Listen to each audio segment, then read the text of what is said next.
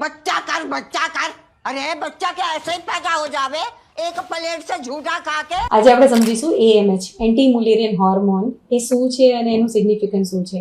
Anti મુલેરિયન hormone એ એવો hormone છે જે અંડાશયમાં આપણા એગ્સ છે એમાંથી રિલીઝ થાય છે. એટલે ઇનડાયરેક્ટલી આપણને આપણા અંડાશયમાં એગ્સની સંખ્યા કેટલી છે એ ખબર પડશે. AMHની નોર્મલ વેલ્યુ 2.2 to 4.2 હોય છે. જો AMHની વેલ્યુ 1 અને 2 ની વચ્ચે હોય તો આપણી ઓવરી બોર્ડર લાઇન કહેવાય, મતલબ એગ્સની સંખ્યા બોર્ડર લાઇન છે. જો આપણે પ્રેગ્નન્સી માટે પ્લાન કરતા હોય તો થોડું જલ્દી પ્લાન કરવું જોઈએ. જો 1 કરતાં AMH ઓછું આવે તો એગ્સની સંખ્યા આપણી બોર્ડર લાઇન કરતાં બી ઓછી થઈ ગઈ છે, એટલે નિયર ફ્યુચરમાં ગમે ત્યારે એગ્સ ઓછા થઈ જાય તો થોડીક એડવાન્સ ટ્રીટમેન્ટમાં જવું જોઈએ. જરૂર પડે તો IVFની ટ્રીટમેન્ટ બી કરી શકાય, જેથી એક પૂરું થઈ જાય ત્યાં સુધી આપણે વેઇટ ના કરીએ, આપણે પોતાના એગ્સથી જ આપણે પ્રેગ્નન્સી પ્લાન કરીએ.